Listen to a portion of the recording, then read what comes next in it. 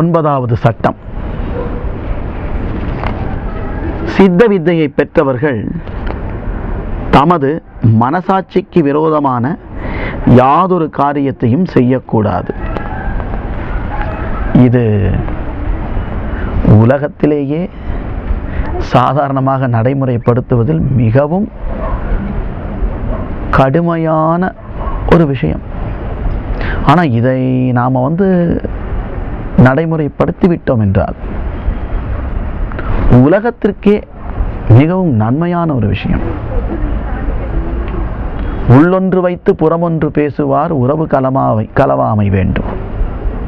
வள்ளல் பெருமானுடைய வாக்கு. அப்போ தன்னுடைய மனசாட்சிக்கு விரோதமாக யாதொன்றையும் செய்யக்கூடாது அப்படின்னு அவர் சொல்ல காரணம் என்னன்னு கேட்டா, சித்த வித்தையை பெறும் தருணத்தில், அந்த உபதேசத்தை வாங்கும் தருணத்தில், உபதேசத்தை பெற்றுக்கொண்ட ஒவ்வொருவருமே என்ன அங்க சொல்லி வாங்குறோம்? நாம் இன்று முதல் மனதாலும் வாக்காலும் செய்கையாலும் சத்திய விரோதமாக யாதொன்றும் செய்ய மாட்டோம். நிரபராதியான ஆத்மாவே சாட்சி. இப்போ சத்தியவாசகம்னு சொல்லி இந்த ஒரு வார்த்தையை சொல்லிட்டு மனதாலும் வாக்காலும் செய்கையாலும் சத்திய விரோதமாக யாதொன்றும் செய்ய மாட்டோம். இதற்கு நாம் யாரை சாட்சியாக வைக்கிறோம்னா, நிரபராதியான ஆத்மாவை நாம் முன்ன நிறுத்தி தான் இந்த வார்த்தையை சொல்கிறோம். குழந்தைய போட்டு தாண்டது, அல்லது வேத புஸ்தகத்தின் மேலே சத்தியம் பண்ணுவது, கடவுள் மீது சத்தியம் செய்வது, ஆகாயத்தின் மீது சத்தியம் செய்வது, பூமியின் மீது சத்தியம் செய்வது, இப்படியெல்லாம் பொதுவாக செய்வாங்கல்லவா? அதை போல தன்னுடைய ஆத்மாவை சாட்சியாக முன்னிறுத்தி நான் இனி செய்ய மாட்டேன், இது ஆத்மா தான் சாட்சி அப்படின்னு சொல்லிட்டோம். அதனால் நாம் செய்யக்கூடிய எந்த ஒரு தவறான செயலானாலும் அதை நாமே அனுபவிக்க வேண்டியிருக்கும். முற்பகல் செய்யின் பிற்பகல் விளையும். ஆகவே மனசாட்சிக்கு விரோதமாக யாதொன்றும் செய்யக்கூடாது.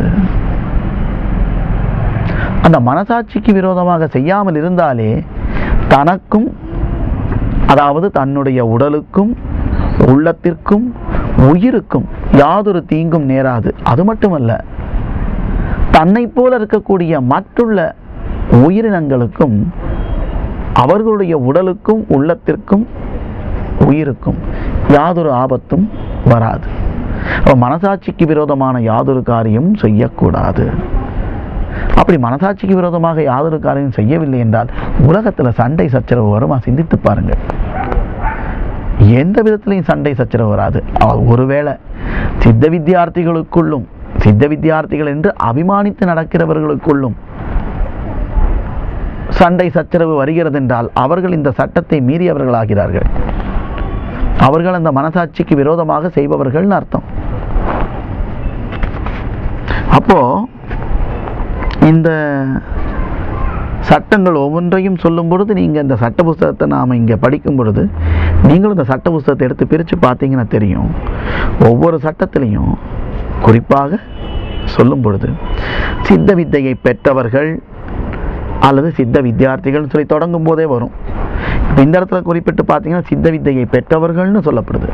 அப்போ சித்த வித்தையை பெற்ற யாருக்குமே இது பொருந்தும். சித்த வித்தைன்னு வாங்கியிருந்தால் அவங்க நிச்சயமாக இப்படி தான் நடக்க வேண்டும் அப்படிங்கிறது அங்கே பொருந்தி வருகிறது. அவர்கள் தனது மனசாட்சிக்கு விரோதமான யாதொரு காரியத்தையும் செய்யக்கூடாது. அவர்கள் ராகத்வேஷாதிகளை ஒழித்துவிட்டு சத்தியத்தை மட்டும் முன்னிறுத்தி, அதாவது லட்சியமாக கொண்டு நியாயமாகவும் மரியாதையாகவும் மிக்க சாந்தமாகவும் சந்தோஷமாகவும் நடக்க வேண்டியதாகும். ஏன் இந்த இடத்துல இப்படி சொல்லியிருக்கிறாரு? இது ஒவ்வொரு மனிதருக்குமே பொருந்தும்.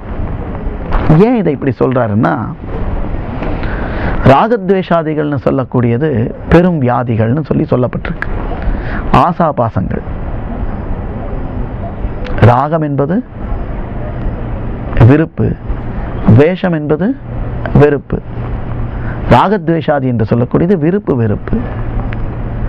மனிதனுடைய வாழ்க்கை என்பது இருமையில் தான் உள்ளது. அந்த விருப்பு வெறுப்புன்னு சொல்லக்கூடிய இந்த இருமைக்குள்ள தான் மனிதனுடைய வாழ்க்கை அடங்கி இருக்கிறது.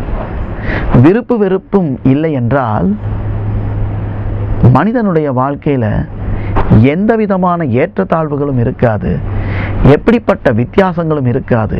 அவருடைய கண்ணோட்டம் சமத்துவம் என்கின்ற அந்த நிலையில் இருக்கும். இப்ப யாருக்குமே சமத்துவம்ங்கிற அந்த கண்ணோட்டம் இல்லை.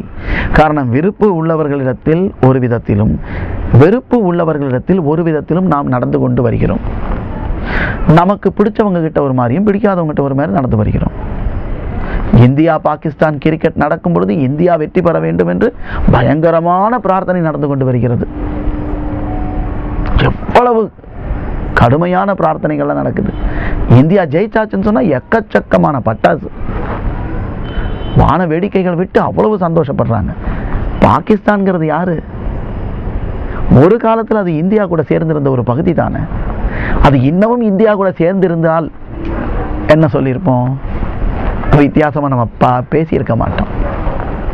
பிரிஞ்சதுனால தானே பேசுறோம். அப்ப அந்த இடத்துல விருப்பு வெறுப்பு வந்த உடனே விரோத மனப்பான்மை வந்துடுது. அங்க சண்டைக்கு ஏதுவாகிறது. உடனே சண்டை பலவிதமான நஷ்டங்களையும் கஷ்டங்களையும் தருகிறது அல்லவா? அந்த விருப்பு வெறுப்புனால தான் நஷ்டமும் கஷ்டமும் வருகிறது. அந்த விருப்பு வெறுப்பை எடுத்துட்டோம்னா நஷ்டமும் கஷ்டமும் வராது. இது இந்தியா பாகிஸ்தான் மட்டுமல்ல, இரண்டு நாடுகளுக்குள் மட்டுமல்ல, இரண்டு சமுதாயங்களுக்குள்ளும் அப்படித்தான். இரண்டு மார்க்கங்கள், அதாவது மதங்கள் என்று இன்றைக்கு கருதி வரக்கூடிய அனைத்து மார்க்கங்களுக்குள்ளும் அப்படித்தான். அந்த விருப்பு வெறுப்பை விட்டுட்டோம்னா நமக்கு சகிப்புத்தன்மை வந்துவிடும். எல்லாத்தையும் நம்ம பொறுத்துப்போம். விட்டு கொடுப்பவர்கள் கெட்டு போவதில்லை, கெட்டு போகிறவர்கள் விட்டு கொடுப்பதே இல்லை. அந்த வகையில இந்த உலகத்தில் விருப்பு வெறுப்பை விட்டு விட்டோம் என்றால் விவகாரமே வராது. அது இரண்டு நாடுகளுக்கானாலும், இரண்டு மதங்களுக்குள் ஆனாலும், இரண்டு சமூகத்துக்குள் ஆனாலும், ஏன் ஒரே மதத்தில் இருக்கக்கூடிய ரெண்டு சமூகம் பிரிவுகள் இருக்கும், உட்பிரிவுகள், அவங்களுக்குள்ள சுத்தமாக ஒத்து வராது. இந்தியாவிலிருந்து பாகிஸ்தானுக்கு போன இந்திய முஸ்லீம்கள் பாகிஸ்தான் முஸ்லீம்கள் இன்றும் ஏற்றுக்கொள்வதில்லை. உலகளவில் இரண்டு விதமான இஸ்லாமிய பிரிவுக்குள்ள பெரிய சண்டை நடந்துட்டு இருக்கு. அதே மாதிரி கிறிஸ்துவ பிரிவுகளுக்குள்ளேயும் பெரிய சண்டை நடந்துட்டு இருக்கு. இந்துக்களுக்குள்ளரையோ எக்கச்சக்கமான பிரிவுகள். இவங்களுக்குள்ள ஒன்றை ஒன்று சேர்ந்து கொள்வதே கிடையாது.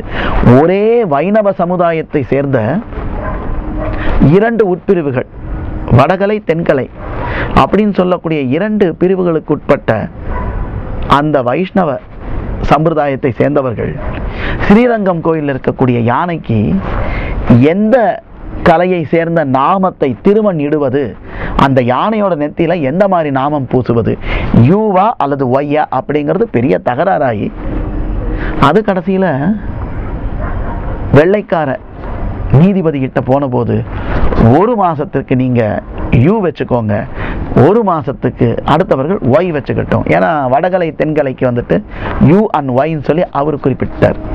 ஆங்கில அந்த எழுத்தை குறிப்பிட்டு சொல்லிட்டார். அவர் சொன்னதை கேட்டு இவங்க நடக்கவும் செஞ்சாங்க. சிந்தித்து பாருங்கள் மகாஜனங்களே, உட்பிரிவுகளுக்குள்ளேயே ஏகப்பட்ட சண்டை. ஒற்றுமை இல்லாததற்கு காரணம் விருப்பு வெறுப்பு தான். இது இந்த உட்பிரிவுகளோட நின்றுதான் கேட்டா அப்படியும் அல்ல. கணவன் மனைவிக்குள்ளரையும் இந்த பிரச்சனை இருக்கு. ஒரு தாய் பிள்ளைகள்னு சொல்லக்கூடிய அந்த 4 குழந்தைகள் பிறந்தால் அந்த நால்வருக்குள்ளரையும் பங்காளி சண்டை பெரிய சண்டையா இருக்கு. காரணம் விருப்பு வெறுப்பு தான்.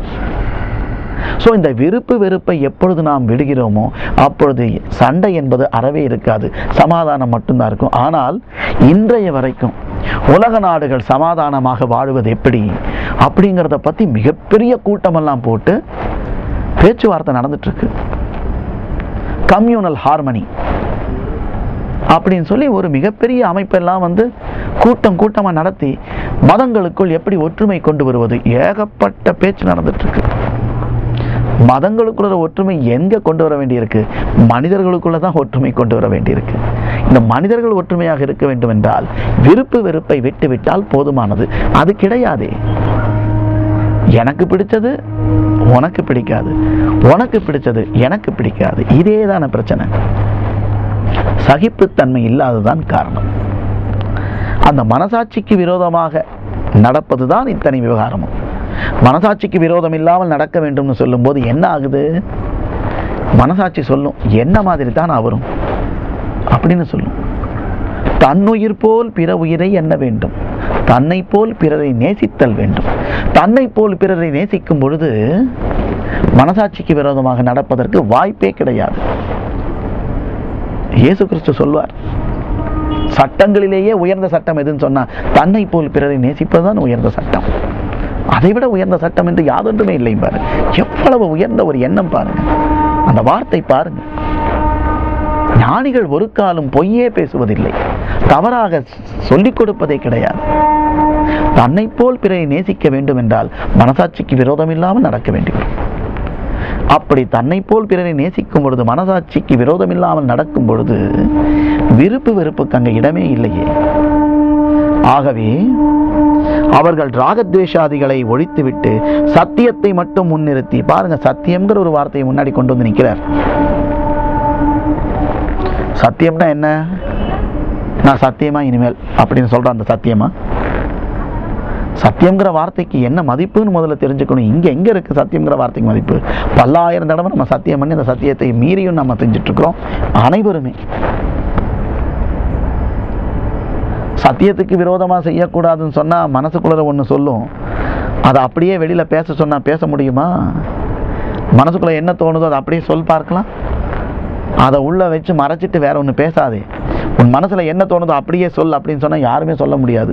அப்படி சொன்னா இந்த உலகத்துல இப்பொழுது உயிரோடு இருப்பவர்களில் ஞானிகளும் சிறு குழந்தைகளும் மனநிலை, அதாவது சுயநினைவு அற்றவர்களும், இந்த 3 பிரிவை சேர்ந்தவர்கள் தவிர பாக்கி இந்த உலகத்தில் இருக்கக்கூடிய அனைத்து தரப்பினர்களும் அடி வாங்கிடுவாங்க. உள்ள இருக்கிறத அப்படியே சொல்ல சொன்னோம்னா யாரும் தப்பிக்க முடியாது. எல்லாருக்குள்ள இருக்கக்கூடிய மோசமான தன்மைகள் வெளியில் வந்துவிடும். அப்ப சத்தியம் என்பது என்னன்னு கேட்டால், சத்தியம் என்பது மாறாதது, நாசம் இல்லாதது, எப்பொழுதும் இருப்பது. அது எதுவென்று கேட்டால் இறைவனாகும். மாறாத ஒரு பொருள் இறைவனாகும். மற்ற அனைத்துமே அழியக்கூடியது. இறைத்தன்மைதான் மாறாதது. அப்பொழுது அந்த இறைத்தன்மை என்பது நமக்குள் ஜீவனாக இருக்கிறது. ஈஸ்வர வம்சம் என்பது ஜீவன் அப்படின்னு சொல்லப்பட்டிருக்கு. அந்த ஈஸ்வர வம்சமான ஜீவன் தான் அங்க சத்தியமாக இருக்கிறது. அந்த ஜீவனை முன்னிறுத்தி அர்த்தம், சத்தியத்தை முன்னிறுத்தி தான் ஜீவனை முன்னிறுத்தி. அதான் தன்னை போல் பிறரை நேசித்தல். நான் ஒரு ஜீவன், அது ஒரு ஜீவன், எல்லாம் ஒவ்வொரு ஜீவன். சகல உயிரினங்களிலும் தன்னை பார்க்க வேண்டும். அதான் சத்தியத்தை முன்னிறுத்தி. சத்தியம் என்பது எப்பவுமே 2 இருக்காது. சத்தியம் என்பது ஒன்றுதான். சத்தியத்தை முன்னாடி நிறுத்தும் போது நம்ம எல்லாரும் சத்தியத்தை முன்னிறுத்தணும்னா எல்லாம் ஒரே விஷயத்தோட பின்பற்றி போக ஆரம்பிச்சிடும். கடவுள்னு நீங்க ஏதேனும் சொல்வதாக இருந்தாலும் கூட பல்வேறு விதமான கடவுளர்களை நாம இன்னைக்கு படைத்து வைத்திருக்கிறோம், அல்லது நம்மளுடைய முன்னோர்கள் சொல்லியதாக கோரி கருதி நாம் வருகிறோம். அதுல கூட எக்கச்சக்கமான வித்தியாசமான கடவுளர்கள் இருப்பதாக சொல்லப்படுகிறது, எண்ணப்படுகிறது, நம்பப்படுகிறது. அதனுடைய தத்துவம் முழுவதுமாக விளங்க வேண்டும் என்றால் சித்த வேதம் படித்து பாருங்கள், அதில் விளங்க வரும். அப்போ கடவுள் கூடயும் 2 இருக்குமான்னு கேட்டால் இருப்பதற்கு வாய்ப்பே கிடையாது. கடவுள் இருந்தா உயர்ந்த சக்தி ஒன்றுதான் இருக்க வேண்டும், 2 அல்ல. ஏனென்றால் அந்த கடவுளும் சத்தியமும் 2 அல்ல. சத்தியம் என்றாலும் கடவுள் என்றாலும் ஒன்றுதான். அது உள்ளே இருக்கக்கூடிய ஜீவனாகும். அந்த ஜீவனாக இருக்கக்கூடிய அந்த கடவுளை முன்னிறுத்தி அதை முன்வைத்து நாம் நியாயமாகவும் மரியாதையாகவும் மிக்க சாந்தமாகவும் சந்தோஷமாகவும் நடக்க வேண்டியதாகும். இங்க பாருங்க, சத்தியம்னு சொன்னாரு, மாறாதது சத்தியம், மாறக்கூடியது அசத்தியம். நியாயமாகவும் மரியாதையாகவும் மிக்க சாந்தமாகவும் சந்தோஷமாகவும் இங்க வார்த்தை வருகிறது. நியாயம்னு வரும்போது என்ன வருது? இன்னைக்கு நாமெல்லாம் வச்சிருக்கிறோமே சட்டத்திட்டங்கள், நியாயங்கள்னு சொல்லி சட்டத்திட்டங்கள் எழுதி வச்சிருக்கோமே, அதுவா? அப்படின்னு பார்த்தா நியாயம் என்பது இந்த மக்கள் எழுதி இருக்கக்கூடிய, மக்களால் இயற்றப்பட்ட நியாயம் மாறக்கூடியது. ஒரு காலத்துல 3 ரூபாய் வட்டி வாங்குவது ரொம்ப அநியாயமா இருந்தது. இன்னைக்கு 100க்கு 3 ரூபாய் வட்டிங்கிறது நியாயமான விஷயமா படுது. அப்போ முன்பொரு காலத்தில் 3 ரூபாய் வட்டிங்கிறது வந்துட்டு அநியாயம்னு சொன்னால், இன்னைக்கு அதே 3 ரூபாய் வட்டிங்கிறது அதெல்லாம் தப்பே இல்லை சார், 3 ரூபாய் வட்டிங்க நியாயம்தான் அப்படின்னு நம்ம சொல்கிறோமே. நாமே மாற்றி விட்டோமே. அந்த நியாயத்தை அநியாயத்தை மாற்றி அமைப்பது யாரு? நாம் தான். நமக்குள்ளதான் நியாய அநியாயங்களை நம்ம மாற்றி மாற்றி பேசிட்டு இருக்கிறோம். ஆகையினால நியாயம் என்பது உண்மையிலேயே மனிதர்கள் இயற்றக்கூடிய விஷயத்தை குறித்து இங்கு சொல்லப்படவில்லை. சத்தியம்னு சொன்னோமே, அதாவது ஜீவன், ஈஸ்வர அம்சமான ஜீவன், அதை முன்னிறுத்தும் போது அதற்கு நியாயமாக நடக்க வேண்டும். அந்த ஜீவனுக்கு நியாயம் என்பது என்ன? அந்த ஜீவன் என்பது உள்ளே அடங்கி இருக்க வேண்டும். அது வெளியில நாசமாக விடக்கூடாது. தன்னுடைய ஜீவனுக்கும் நாசம் வருவிக்க கூடாது, பிறிதொரு ஜீவன்களுக்கும் நாசம் வருவிக்க கூடாது. தன்னுடைய ஜீவனுக்கு கஷ்டம் வருவிக்க கூடாது, பிறிதொரு ஜீவனுக்கும் கஷ்டம் வருவிக்க கூடாது. அதுதான் நியாயம். ஆக நியாயமாக சொன்னா தன்னுடைய ஜீவனுக்கு யாதொரு விதத்திலும் பிற ஜீவர்களுக்கும் யாதொரு விதத்திலும் கேடும் கஷ்டமும் வராமல் நடந்து வர வேண்டியது. மரியாதையாகவும், அப்போ நமக்கு எவ்வளவு மரியாதை கொடுக்கிறோமோ அவ்வளவு மரியாதை அடுத்தவங்களுக்கும் தரணும். நம்மை நாம் எவ்வளவு மதிக்கிறோமோ அவ்வளவு அடுத்தவங்களையும் மதிக்கணும். இப்ப அப்படி இல்லை. நான் இவ்வளவு படித்தவன், இவ்வளவு உயர்ந்தவன், இந்த ஜாதிக்காரன், இவ்வளவு சொத்துள்ளவன் சொல்லி நாம நம்மை உயர்த்தி கொண்டு மற்றவர்களை தாழ்த்தி பார்க்கிறோம். தன்னைத்தான் உயர்த்தி கொள்ளுதல்ங்கிறத விட மற்றவர்களை உயர்த்துவது மிகவும் நன்மை. இதைத்தான் ஜீசஸ் கிரைஸ்ட் பேசும்போது சொல்லுவாரு, தன்னைத்தான் தாழ்த்தி கொள்கிறவன் பரலோகத்திலே உயர்த்தப்படுவான். எவ்வளவு பெரிய வார்த்தை! தன்னைத்தான் தாழ்த்தி கொள்ளுதல்னா என்ன அர்த்தம்னு கேட்டா, பொதுவா வெளியில மேடையில பேசும்போது சொல்லுவாங்க, நான் ஒரு அற்ப புழு, மலத்தில் இருக்கக்கூடிய புழுக்கு சமமானவன், அடியேனையெல்லாம் நீங்க பெருசா ஒன்று எடுத்துக்கொள்ளாதீர்கள், நான் சாதாரணமானவன் அப்படின்னு சொல்லி தன்னைத்தான் தாழ்த்தி பேசிட்டு இருப்பாங்க. அதுவல்ல தன்னைத்தான் தாழ்த்தி கொள்ளுதல் என்பது. அதுவல்ல. தன்னை தாழ்த்துதல் என்றால் மற்றவர்களை உயர்த்துவது என்று அர்த்தமாகும். இன்றைக்கு என்ன நடக்குதுன்னு சொன்னா, மற்றவர்களை தாழ்த்தி நம்மை உயர்த்துவதற்கு முயற்சி 24 மணி நேரமும் நடந்து கொண்டிருக்கிறது. கனவுல கூடயும் மனிதன் அப்படித்தான் இருக்கிறார். அப்ப மற்றவர்களை உயர்த்த வேண்டும் என்பதுதான் தன்னைத்தான் தாழ்த்துதல் என்ற அர்த்தம். எப்ப நாம் மற்றவர்களை உயர்த்தி பேசுகிறோமோ, உயர்த்துகிறோமோ, அப்ப நாம் தானாகவே உயர்ந்து விடுகிறோம். அதனால தான் அவன் பரலோகத்திலே உயர்த்தப்படுவான் என்று சொல்ல காரணம். தன்னைத்தான் தாழ்த்தி கொள்கிறவன் பரலோகத்திலே உயர்த்தப்படுவான்னு சொல்வதனுடைய அடிப்படை சட்டம் இதுதான். அப்ப மற்றவர்களை உயர்த்தும் பொழுது நாம் உயர்ந்து விடுகிறோம். உதாரணத்துக்கு இப்ப நம்ம கூட ஒரு 4 பேர் வரோம். யாரோ வராங்க, 4 பேர் நமக்கு வேண்டப்பட்டவங்க வராங்க. நமக்கு நண்பர்கள் யாரேனும் ஒருத்தருடைய இடத்துக்கு நம்ம முக்கியமான ஒருத்தரை பார்க்க போறோம். அங்க போகும்போது நம்ம கூட வந்திருக்கக்கூடிய 4 பேர் அவர் விசாரிப்பார், இவங்கெல்லாம் யாரு? அவங்களுக்கு ஒரு குழப்பம் இல்லை, சும்மா சுத்திட்டு இருக்கிறவங்க, அவங்க எப்போ பார்த்தாலும் என் பின்னாடியே சுற்றிட்டு இருப்பாங்க அப்படின்னு அவங்கள நம்ம தாழ்த்தி பேசணும்னு வைங்களேன். அப்போ இந்த பொழப்பில்லாத ஆளுங்க கூட தான் இவரும் சுற்றுறாரோ, அப்போ இவரும் அப்படிப்பட்ட பொழப்பில்லாத ஆள் தான் போல இருக்கு அப்படின்னு சொல்லி நம்மையும் அவர் தாழ்வாக நினைத்து விடுவார்.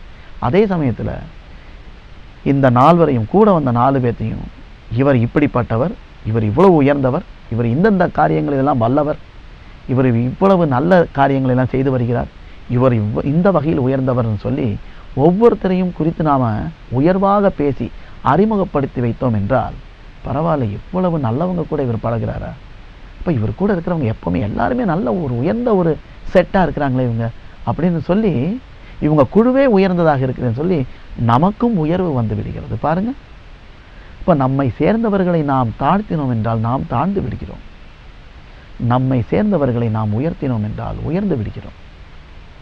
ஆனால் தன்னைத்தான் தாழ்த்தி கொள்ளுதல் என்பதை தவிர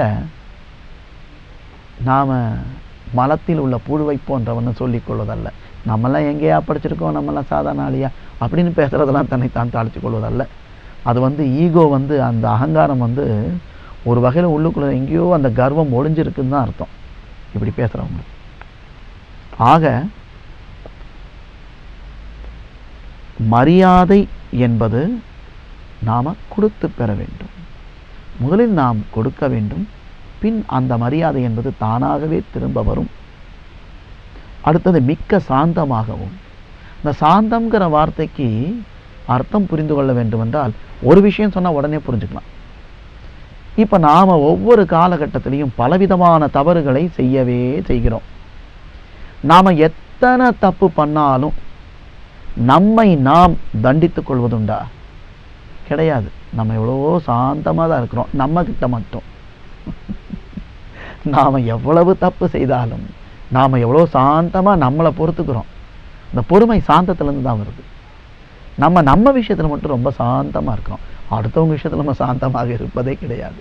எங்க எவ்வளவு முறை நாம் நம்மை மன்னிக்கிறோமோ அவ்வளவு முறை பிறரையும் மன்னிக்க வேண்டும் அல்லவா? இதையும் ஜீசஸ் கிரைஸ்ட் சொல்லியிருக்கிறார். எவ்வளவு தூரம் மன்னிக்க முடியுமோ அவ்வளவு தூரம் மன்னியுங்கள்ங்கிறார். நீங்கள் உங்களுக்கு கீழே உள்ளவர்களுடைய குற்றத்தை மன்னித்தால் உங்களுக்கு மேலே இருக்கக்கூடிய இறைவன் உங்களுடைய குற்றத்தை மன்னிப்பார்னு சொல்லப்பட்டிருக்கு. ஆகவே இந்த மிக்க சாந்தம்னு சொன்ன ஒரு வார்த்தையில இத்தனை விஷயங்கள் அடங்கி இருக்கிறது. நம்முடைய குற்றத்தை நாம் பொறுத்துக் கொள்வதைப் போல மற்றவர்களுடைய குற்றத்தை நாம் பொறுத்து கொள்ள வேண்டும். அவ்வளவு சாந்தமாக இருக்க வேண்டும். நமக்கு எதிராக 1000 காரியங்கள் செய்வார்கள். அப்பொழுதும் நம்முடைய மனம் சலனப்படக்கூடாது. அசைவில்லாமல் சாந்தமாக இருந்தோம் என்றால் நிச்சயமாக ஜெயிக்க முடியும் என்பதுதான் உண்மை. சாந்தம் உள்ளவர்கள் பாக்கியவான்கள். நீடிய சாந்தம் உள்ளவர்கள் பாக்கியவான்கள். பரலோக ராஜ்யம் அவர்களுடையதுன்னு சொல்லுவார். அப்போ அந்த நீடிய சாந்தம் என்பது தேவை. சந்தோஷமாகவும். ஏன் இங்க சந்தோஷம்ங்கிற வார்த்தை இங்க கொடுத்திருக்காருன்னா இது ரொம்ப முக்கியமான ஒரு வார்த்தை. சந்தோஷமாகவும் நடக்க வேண்டும் அப்படின்னா ஒரு மனிதனுக்கு சுகம்னு வந்தால் துக்கம்னு ஒன்று வரத்தான் செய்யும். துக்கம் இல்லாத மனிதன் யாருமே கிடையாது. வாழ்க்கைன்னு வந்தாலே துக்கம்ங்கிறது கண்டிப்பாக இருக்கத்தான் செய்யும். ஆனால் அந்த துக்கம் வரும் பொழுது நாம் அதை எப்படி எடுத்துக்கணும்னு கேட்டால் அதை சந்தோஷமா ஏற்றுக்கொள்ள வேண்டும். இடுக்கண் வருங்கால் நகுக. ஆனால் யாராவது கஷ்டம் வரும்போது சிரிச்சிட்டு இருக்க முடியுமா அப்படின்னு கேட்டால் அங்கே அதுக்கு ஒரு விளக்கம் வருகிறது. என்னன்னா இப்போ நீங்கள் இறைவன் அப்படிங்கிற ஒருத்தரை நம்பக்கூடியவர் தானே. அப்படின்னா இந்த உலகத்தில் உங்களுக்கு கொடுப்பதும் உங்களிடமிருந்து எடுப்பதும் யாருன்னு கேட்டால் இறைவன் தான் நாம் பொதுவாக சொல்லுவோம். இறைவனுடைய விருப்பம் நமக்கு இந்த கஷ்டத்தை தருவதென்றால் இந்த ஒரு கஷ்டம் நமக்கு வருதுன்னு சொன்னால் அது இறைவனுடைய விருப்பம் அப்படின்னு வரும்போது அந்த இறைவனுக்கு தெரியாமல் இந்த கஷ்டம் நமக்கு வந்திருக்குமான்னு கேட்டால் நிச்சயமாக இல்லை. அவருக்கு முழுமையாக தெரிந்துதான் அந்த கஷ்டத்தை நமக்கு தந்திருக்கிறார் அப்படின்னு நாம் பொதுவாக எண்ணி வருகிறோம் அல்லவா? அப்படி வரும்போது இறைவனுக்கு அது இஷ்டமாக இருந்தால், அது விருப்பமாக இருந்தால், அதாவது நமக்கு ஒரு துன்பத்தை தருவது இறைவனுக்கு விருப்பமானதாக இருந்தால் அந்த விருப்பத்தை நாம் நிறைவேற்றி தர வேண்டும் அல்லவா? ஆனா நாம் அப்படியா செய்கிறோம்? கிடையாது. உடனே ஓடி போறோம், சுவாமி இந்த கஷ்டத்தை எப்படியாவது என்னிடமிருந்து எடுத்து விடுன்னு. அப்ப இறைவனுக்கு என்ன ஆகும்? கோபம் வந்துடும். ஏய், நாம உனக்கு இந்த ஒரு கஷ்டத்தை நாம தான் பார்த்து விருப்பப்பட்டு கொடுத்துருக்கோம். நம்முடைய விருப்பத்தின் பேரில் அதை நாம் உனக்கு கொடுத்துருக்கும் போது அதை வேண்டாம் என்று சொல்வதற்கு எப்படி உனக்கு ரைட்ஸ் இருக்கு? வேண்டாம் சொன்னா என்னுடைய வார்த்தையை நீ எதிர்க்கிறியா? தவறல்லவா அது? நீ அதை ஏற்றுக்கத்தான் வேணும்னு அவர் சொல்லுவார். இவங்க ஒத்துக்க மாட்டோம், நாம ஒத்துக்க மாட்டோம். இல்லை வேண்டாம், அதை எப்படியாவது எடுத்துரு. அப்போ இறைவனுக்கு கோபம் வந்துடும், மேலும் மேலும் சோதனைகள் வர ஆரம்பிச்சிடும். அதுவே சாந்தத்தோட, பொறுமையோட, சத்தியத்தோட, இது எல்லாமே நியாயத்தோட தான் நடக்குது. ஆல் ஃபார் குட் அப்படிங்கிற மாதிரி எல்லா விஷயத்தையுமே நன்மைக்காக அப்படிங்கிற ஒரு அடிப்படையில் அதையும் நாம சந்தோஷத்தோட ஏற்றுக்கொண்டோமே ஆனால் அதனால் வரக்கூடிய துக்கத்தினுடைய அளவு மிகவும் குறைந்துவிடும். சோதனை எனும் இருண்ட மேகங்களே ஆசீர்வாதம் எனும் மழையை கொண்டு வரும் அப்படின்னு விவிலியம் சொல்கிறது. அப்போ சோதனை என்று வருவதாக இருந்தால் அங்கு ஆசீர்வாதம் என்கின்ற மழை காத்து நிற்கிறது என்று அர்த்தம். துன்பம் வரும்பொழுது சிரிக்க வேண்டும் என்றால் காரணம் அதற்கு பின்னால் இன்பம் காத்து நிற்கிறது என்று பொருள். புத்த பெருமான் சொல்வார், சந்தோஷம்னு சொல்லக்கூடிய இன்பம்னு சொல்லக்கூடிய விருந்தாளி நம்ம வீட்டுக்குள்ள வந்திருக்கிறாருன்னா அவர் ஏறி வந்த குதிரை துன்பம்ங்கிற குதிரை தான். அது வெளியில தான் காத்து நின்றுட்டு இருக்கு. நம்ம அவரை வழி அனுப்பிச்சு வைக்கும்போது அந்த துன்பம்ங்கிற குதிரையை நாம சந்திச்சுதான் ஆகணும். ஆக எப்படி பார்த்தாலும் சுகமும் துக்கமும் நம்முடையவை. அதை நாம் இறைவனுடைய கட்டளையாக ஏற்றெடுத்து கொண்டால் அதைவிட இறைவனுக்கு வேற எதுவும் சந்தோஷம் தரக்கூடிய காரியமாக இருக்காது. நீங்க தவம் செய்ய வேண்டாம், தானம் செய்ய வேண்டாம், வேற எந்த விதமான பூஜை புனஸ்காரங்கள் கூட செய்ய வேண்டாம்.